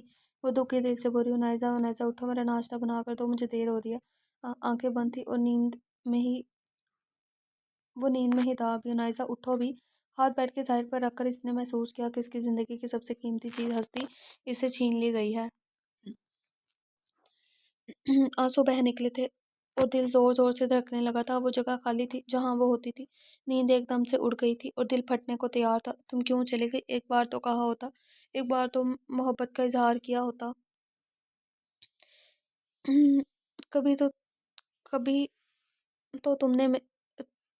کبھی تو میں نے تمہارے دل پر دستک دی ہوگی، کبھی تو تم نے مجھے اپنا سمجھا ہوگا۔ کیا میں ایک لمحے کے لیے بھی تمہیں اچھا نہیں لگا عنائزہ؟ تم کیوں چلی گئی ہو؟ میں نے کیوں دیر کر دی؟ میں نے تمہیں کیوں جانے دیا؟ بولو، میں نے کیوں تمہیں جانے کا بولا؟ کیا تم بھی مجھ سے محبت کرتی ہوگی؟ نہیں، میں نے تو تم پر بہت ظلم کیے۔ تم تو مجھ سے محبت کرتی ہی نہیں ہوگی، بس نفرت کرتی ہوگی۔ ہاں نفرت، یا اللہ وہ کبھی مجھ سے نفرت نہ کرے، میں اس کی نفرت سہ نہیں پاؤں گا، مجھے مار دے گی، اس کی نفرت مار دے گی۔ وہ رو رہا تھا، ہاں وہ ظالم شخص جو پتہ نہیں خود کو کیا سمجھتا تھا، وہ رو رہا تھا، دہائیاں دے رہا تھا، لیکن وہ تو نہیں تھی اسے دیکھنے کے لیے، وہ تو جا چکی تھی۔ واپس آ جاؤ نازا، واپس آ جاؤ، بڑی شدت سے یاد آئی تھی وہ۔ واپس آ جاؤ، میرا دل پھٹ جائے گا تمہاری یاد میں جی نہیں پا رہا، مجھے میرا سکون تو تم ساتھ ہی لے کر گئی ہو۔ دن پر لگا کر اٹھنے لگے تھے۔ عنائزہ کو آئے 2 ماہ اور گزر چکے تھے۔ اچانک انتہائی طبیعت خرابی ہونے پر فوزیہ اسے ہاسپٹل لے گئی تھی۔ ڈاکٹر سب ٹھیک ہے، ماں اور بچے بالکل ٹھیک ہیں، بس کمزور ہے، کھانے کا خاص خیال رکھیں اور اگلے مہینے دوبارہ لے کر آئیں، اگر ایسے ہی رہا تو بہت مشکل ہو جائے گی، ان کے لیے احتیاط کریں۔ جی میں پورا خیال رکھوں گی، کہہ کر وہ باہر آ گئی۔ کیا بات ہے نورا؟ तुम इतने कमज़ोर क्यों हो गए हो, खाना खाती हो? वो परेशानी से बोली। जी बाजी, वो नज़रें चुरा गई थी। फिर क्या मसला है, क्यों इतनी हालत ख़राब है तुम्हारी बाजी? कका कुछ नहीं है, आंसू बहकर गाल भिगो गए थे और अब वो हिचकियों से रो रही थी। बैठो नूरा और मुझे बात बताओ। कुछ भी नहीं है बाजी। कुछ तो है जो तुम छुपा रही हो, बताओ मुझे। अपनी बाजी को नहीं बताओगी? नूरा अपने दिल को लगा रोक। प्लीज़ मुझे बताओ और दिल का बोझ हल्का कर लो प्लीज़। वो बाजी, वो बोल नहीं पाई थी। बताओ क्या बात है, मोहब्बत से कहा। मुझसे दिलावर के बगैर नहीं रहा जाता बाजी। मैं इनसे बहुत मोहब्बत करती हूँ और शदीद मोहब्बत, मुझे एक पल भी सुकून नहीं आ रहा, मैं क्या करूँ? वो बहुत ज़्यादा रो रही थी। फौजिया भी रोने लगी थी। नूरा हौसला रखो, वो ज़रूर मिलेगा तुम्हें। नहीं बाजी, ये नामुमकिन है, वो मेरा कभी था ही नहीं, अब तो सारी ज़िंदगी इसी रोग के साथ गुजारनी पड़ेगी। वो तो इस बच्चे को भी अपना तस्लीम नहीं करते। अल्लाह पाक सब ठीक कर देगा और तुम हौसले से काम लो और अपना और अपने इस बच्चे का सोचो। जाओ जाकर आराम करो। अच्छा कहकर वो इसे क्वार्टर में आ गई, मगर सुकून कहाँ था? सुकून तो वो इस जालिम के पास छोड़ आई थी जिसने इसे कोई सुख नहीं दिया था। लेकिन मोहब्बत कब ये देखती है, वो तो बस हो जाती है। और ये मोहब्बत की आग दोनों तरफ लगी थी, बल्कि भड़क उठी थी, जिसमें दो वजूद एक दूसरे से दूर बस जल रहे थे। काश तुम मेरे होते दिलावर, देखो मैं तुम्हारे बगैर कुछ भी नहीं। काश अल्लाह ताला मेरा दिल नरम कर दे, तुम्हारा दिल नरम कर दे, इसमें मेरी मोहब्बत डाल दे। काश काश तुम मुझे कभी मिले ही ना होते। तुमने मुझे नूरा से मुनाहिज़ा बनाया था तो मैं आज इस तरह मर नहीं रही होती। दिलावर मैं मर जाऊंगी, दिलावर मैं मर जाऊंगी। मगर इसे क्या इल्म था कि इसकी दुआ कबूल हो गई। अरे बाबा, बच के आओ, बच बच के। दिलावर की गाड़ी फिर भी दिलावर की गाड़ी फिर भी बाबा जी से टकराई थी। ओ मेरे अल्लाह, ये क्या होगा? दिलावर जल्दी से गाड़ी से बाहर निकला। बाबा क्या आप ठीक हो? ओ आपको तो शदीद चोट आई है, चले मैं आपको अपने साथ लेकर हॉस्पिटल चलूँ? नहीं बेटा मैं ठीक हूँ। अरे नहीं, आपको तो शदीद चोट लगी है, चलें प्लीज़। वो इसको ज़बरदस्ती पकड़कर सामने ही हॉस्पिटल था इधर ले आया। भाई अल्लाह के नाम पे कुछ दे दे। अरे जा बीबी, माफ़ कर भाई, दे दे, 2 दिन से भूखी हूँ, कुछ खाने को दे दे। अरे पागल मत जा, पागल, अरे पागल मत कर जा। वहीद ने इसे धक्का दिया तो वो लड़खड़ाकर दिलावर से टकरा गई। बदतमीज। दिलावर का हाथ हवा में बुलंद हुआ और फिर इधर ही रुक गया। रंग जर्द पड़ गया था और दोनों हाथों से पकड़ कर चिल्लाया, खिंजा तुम और यहाँ, और इसकी हालत, और इस हालत में बहादुर कहाँ है? बैठो इधर, पानी पियो। वो दिलावर के साथ लगी हिचकियों से रो रही थी। दिलावर भी बहुत ज़्यादा रोया था। खाना खाने के बाद वो कुछ संभली तो दिलावर के सीने से जा लगी और फूट फूट कर रोने लगी। मुझे माफ़ कर दे भाई, मुझसे जो गलतियाँ हुई मुझे इसकी सज़ा मिल गई है। बहादुर कहाँ है? मैंने तो इसे तुम्हारा पूरा ख्याल रखने को कहा था, फिर तुम।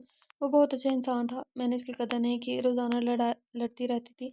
और फिर एक दिन मैंने इसे ज़ख्मी कर दिया और भाग गई पोमी के साथ, मगर इसने मुझे भिखारियों के आगे बेच दिया और खुद भाग गया। और मेरे खुदाया, ये तुमने क्या कर दिया किंजा? मुझे माफ़ कर दे, गलती हो गई। वो फूट फूट कर रोने लगी थी और फिर से भाई मुझे माफ़ कर दे, मुझे बहुत बड़ी गलती हो गई, बल्कि गुनाह हो गया। मैंने भाभी के साथ अच्छा नहीं किया, वो तो मासूम थी, मैंने इनके साथ क्या मतलब किंजा, किस बारे में बात कर रही हो? वो भाई, वो हाँ हाँ बोलो बेटा, वो नरमी से बोला। वो मैंने भाभी को बदकिरदार साबित करने के लिए वो टैबलेट्स बदल दी। मुझे कुछ समझ नहीं आ रहा था किंजा, खुलकर बात करो प्लीज़। भाई बात यह है कि भाभी बेकसूर है, वो बच्चा आपका ही है। मैंने ही आपके रूम से टैबलेट चुरा कर बदल दी थी ताकि आप इनको घर से बाहर निकाल दे, क्योंकि मामा इन्हें मज़ीद बर्दाश्त नहीं करना चाहती थी। वो जान गई थी कि आपको इनसे औलाद नहीं चाहिए। वो जल्दी से सारी बात मुकम्मल कर गई। बच्चा किसका बच्चा, कौन सा बच्चा? क्या मतलब आपका? आपको नहीं मालूम कि भाभी माँ बनने वाली थी जब मेरा निकाह हुआ था? इनके बाद मामा ने मुझे बताया था कि इन्हें शक है कि भाभी उम्मीद से है। इनकी हालत से अंदाज़ा लगा लिया था मामा ने। वो नहीं नहीं, मुझे नहीं मालूम। उन्होंने आपको अभी तक नहीं बताया? कहाँ है वो? अभी तक तो ये बात छुपाना मुमकिन नहीं है। मुझे इनके पास ले चलें, मैं इनसे माफ़ी मांग लूँगी। चलें भाई। रुक जाओ किंजा, क्यों भाई? मुझे तो खुद नहीं मालूम कि वो मासूम इस वक्त कहाँ होगी।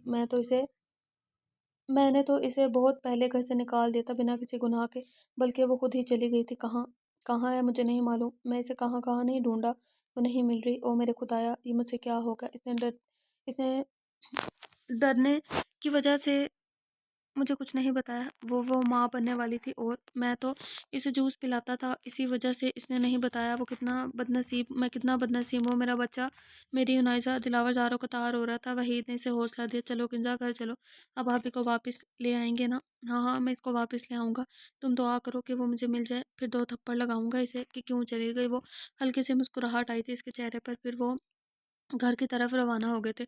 सर आप कुछ मेडिसिन ले लें, छोड़ सकता है। जी जी मैं लेकर आता हूँ।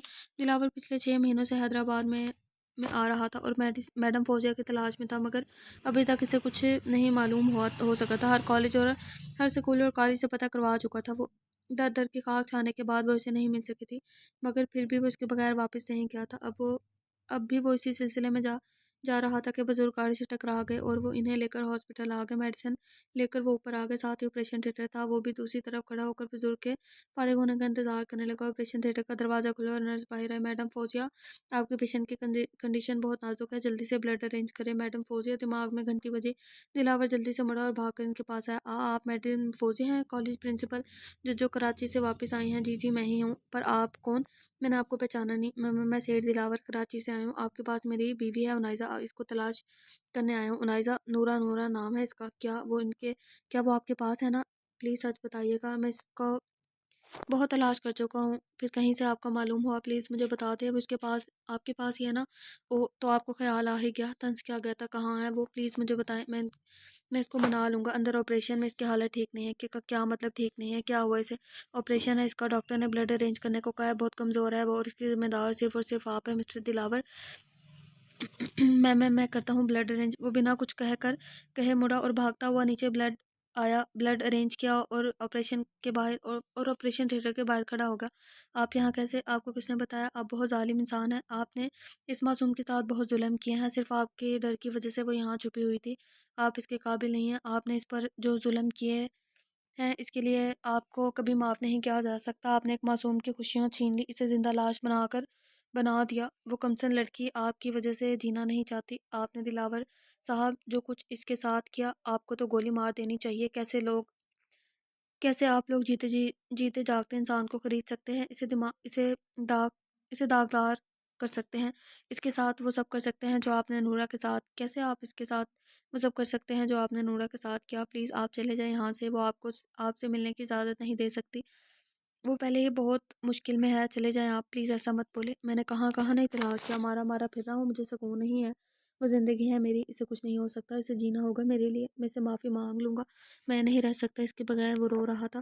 میڈم فوزیہ خاموش ہو گئی۔ میڈم فوزیہ، ہم آپ کو بچا سکتے ہیں بچے کو، پلیز بتائیں۔ کیا ڈاکٹر یہ آپ کیا کہہ رہے ہیں؟ آپ ان دونوں کو بچا لیں پلیز، انہیں کچھ نہیں ہونا چاہیے، میں پوری کوشش کروں گی، مگر حالت بہت خراب ہے، ایسے کہ جیسے ان کو جینے کی تمنا ہی نہیں ہے، کچھ کریں اب ڈاکٹر پلیز۔ ڈاکٹر ماں، مجھے ماں کو بچانا ہے، مجھے میری انائزہ لوٹا دیں، ماں کو بچا لیں، میری انائزہ کو بچا لیں، جتنے پیسے آپ بولیں گے میں آپ کو دوں گا جلدی سے، دلاور نے کہا۔ اب تو وہ رو بھی رہا تھا، اس کی ضرورت نہیں ہے، میں اپنی پوری کوشش کروں گی کہ ماں اور بچے دونوں کو بچا سکوں، بس دعا کریں کہ اللہ تعالیٰ ان کو زندگی دے، آمین۔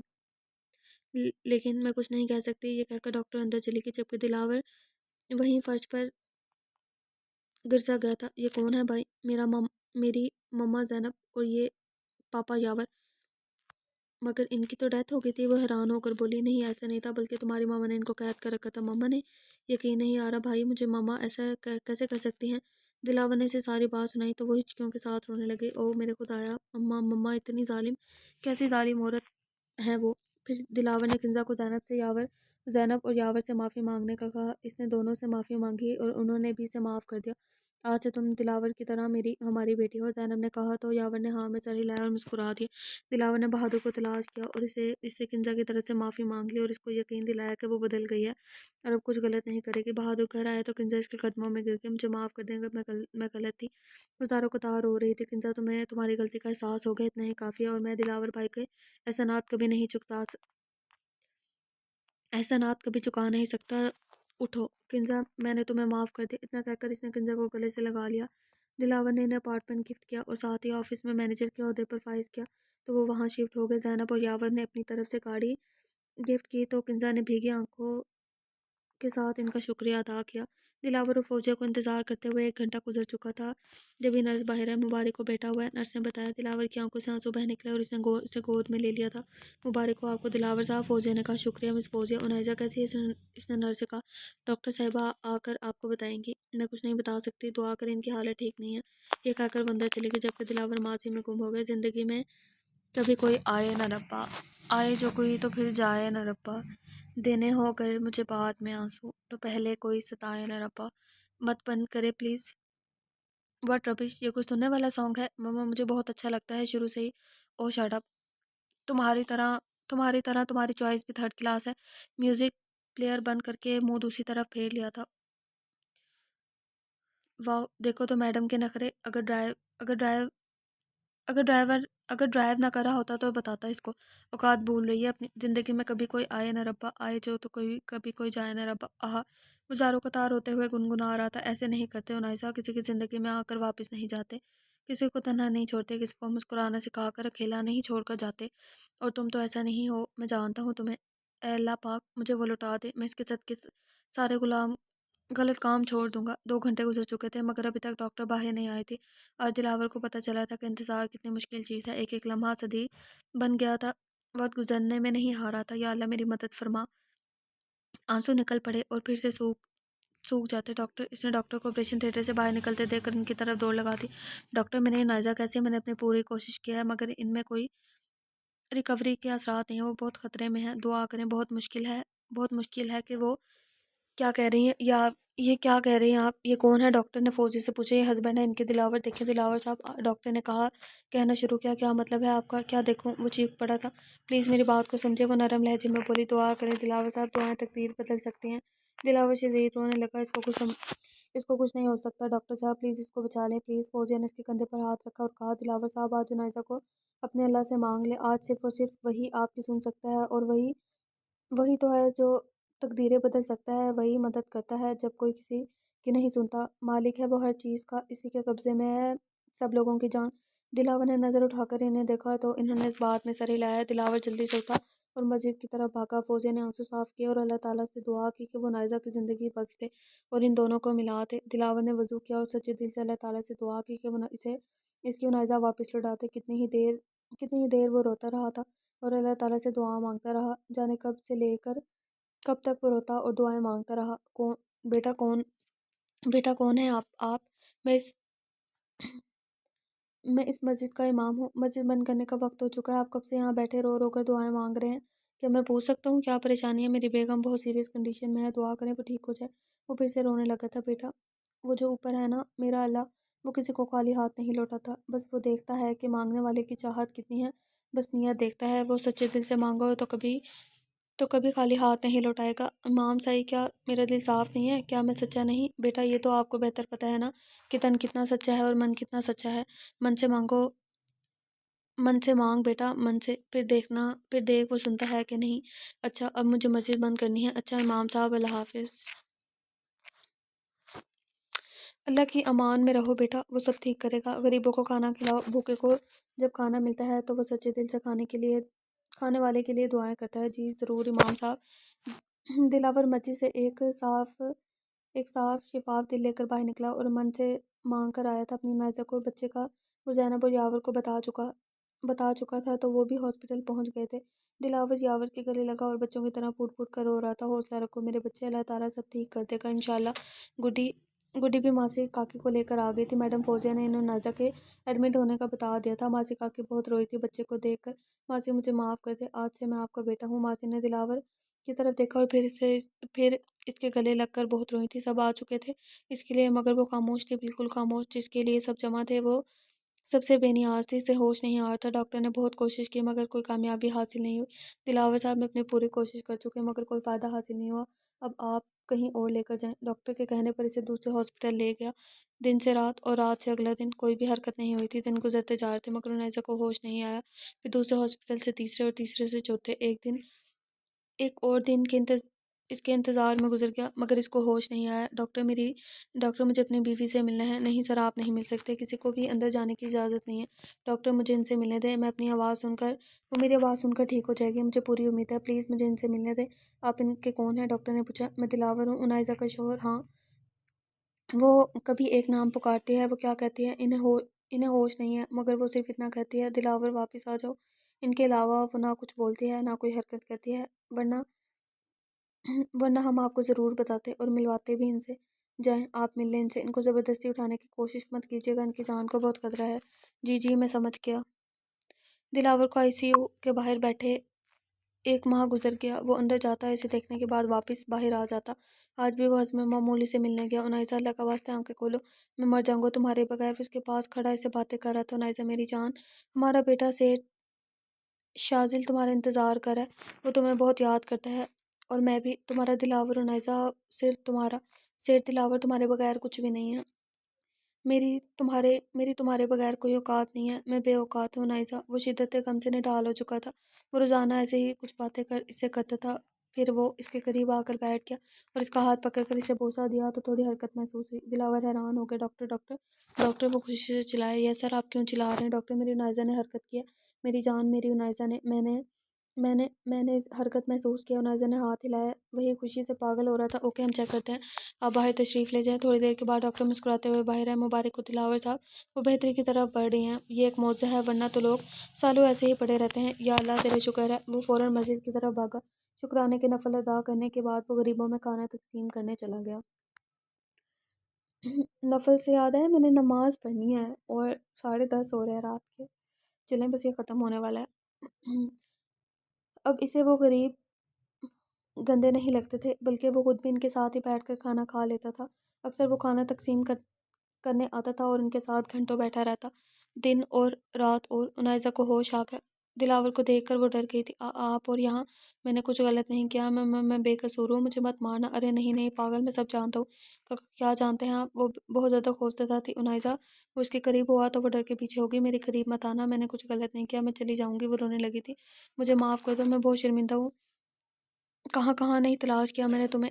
وہ رو پڑا تھا۔ میں تمہارے بغیر کچھ بھی نہیں ہوں نائزہ، مجھے معاف کر دو، آئندہ کچھ غلط نہیں کروں گا، معاف کر دو۔ وہ حیرانگی سے دیکھ رہی تھی۔ آپ کیوں آئے ہیں یہاں؟ چلے جائیں، میں آپ کی کچھ نہیں لگتی ہوں نائزہ، میری بات تو سنو، مجھے معاف کر دو۔ میں نے جو بھی کیا، اللہ پاک کا واسطہ مجھے معاف کر دو۔ نہیں، میں کون ہوتی ہوں معاف کرنے والی؟ میری کیا اوقات ہے؟ وہ ڈرتے ڈرتے بولی۔ ایسا مت کہو، میری کوئی اوقات نہیں تمہارے بغیر۔ وہ جی بند نظروں سے اسے دیکھ رہی تھی۔ کنزا شازل کو گود میں اٹھا کر گھوم رہی تھی، بالکل اپنے پھپھو پہ گیا ہے، وہ خوش ہو کر بولی۔ نائزہ نے بچے کو دیکھا۔ بیٹا ہے ہمارا؟ دلاور نے کہا تو وہ مسکرا دی۔ ہاں، یہ میرا بچہ ہے، میرا۔ وہ پریشانی سے بولی۔ گود میں بچہ لے کر اسے بہت سارا پیار کیا۔ دلاور باہر چلے گئے۔ نائزہ ابھی ٹھیک نہیں تھی۔ زینب نے نائزہ کا بہت خیال رکھا تھا، وہ بالکل ٹھیک ہو گئی تھی۔ دلاور تو ایک لمحے کے لیے بھی اسے دور نہیں ہوتا تھا، لیکن وہ بولتی نہیں تھی۔